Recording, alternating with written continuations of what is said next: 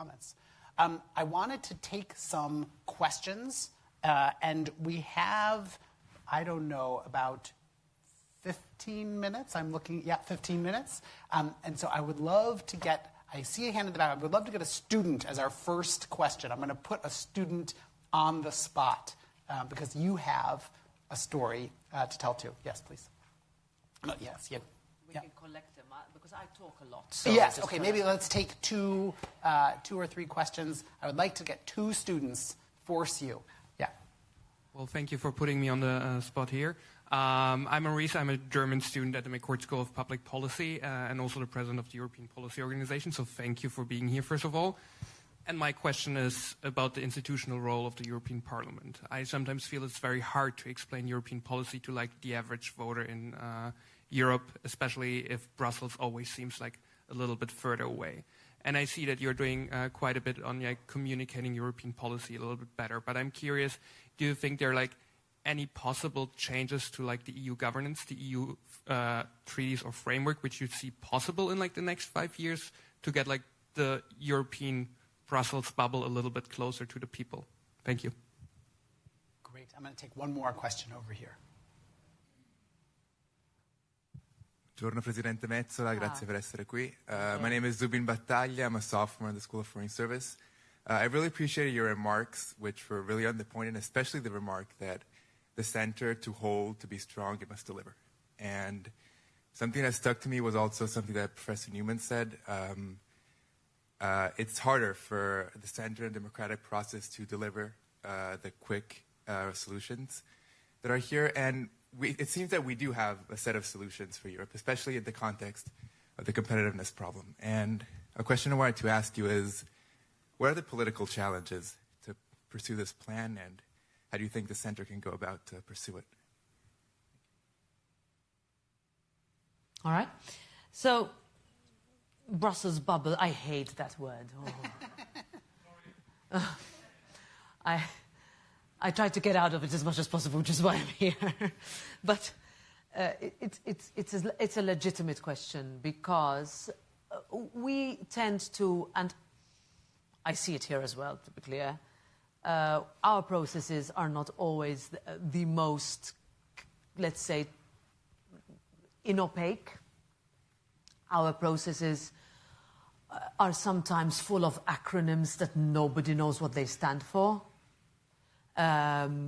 People don't know who their members are. We have different ways that members are elected. So I come from an electoral system where it's a pretty hard job to get elected and get to convince people when you knock on their door that they will give you their vote. But then once they give you the vote, you are held accountable to them and you need to deliver because you've met them in person.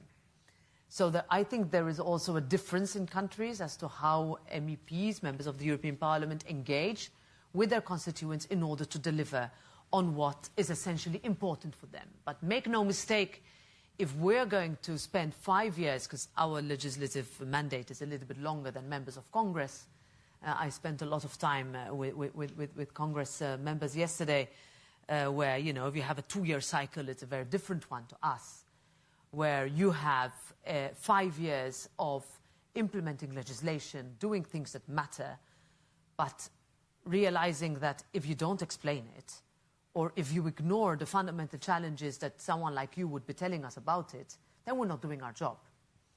So I think we need to be much more present as European politicians on the ground. So I get to go to Germany quite a lot. We need to understand that there are certain sectors of the German economy that is not doing well. We also need to see that there is a rise in political discourse in Germany that needs to be countered. We also need to understand that the hopes and dreams of big parts of Germany, when the wall came down, have not been realized yet. And that has to be said, and we need to be honest about it, and that we don't only discuss this when an election rolls around. we also need, and I will link it to the second question, is that, you know, the political center doesn't have to be boring. It doesn't have to be always so predictable. But perhaps what we didn't do enough over the last years, and I come from that center, is that we forgot the fundamental needs of our citizens. And if our citizens are telling us, look, we need to make sure that in Europe you have access to a good job that you can be happy doing. 2, that you have a roof over your head that gives you dignity. And 3, that it's safe to walk in the street. If you can't answer those 3 from the center, then you have failed.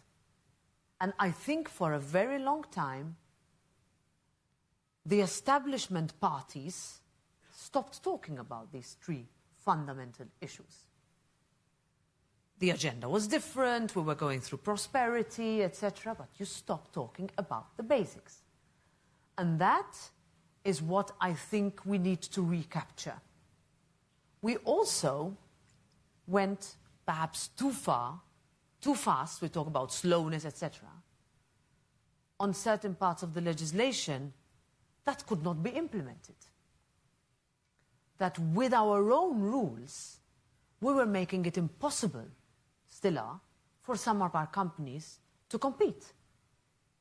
That it is still practically impossible unless you have a lot of capital in Europe to start a company and grow it. That it is still impossible to move capital from one market to another. So we see the US rushing. We see, frankly, in an AI race, I don't like to call it a race, but it's okay, in an AI field where, you know, a very, very different value set in China is rushing. Well, where are we? So if we can answer those questions, then I think we will be able to say that that bubble is a little bit broader and includes the member countries and everybody who lives in it, but that also we have not forgotten what the very basic needs of our citizens are, and that we need to be honest about it if we have let them down. It's another thing we didn't do enough of. We thought, you know, our way would be easy to understand and could be convinced. No way, and no more. Great. Okay, I'm going to take 2 more questions. Kate and the man in the back. 20 hands. Yeah, there's a lot. Oh, sorry. Okay, and then we'll go with Wonderful. you.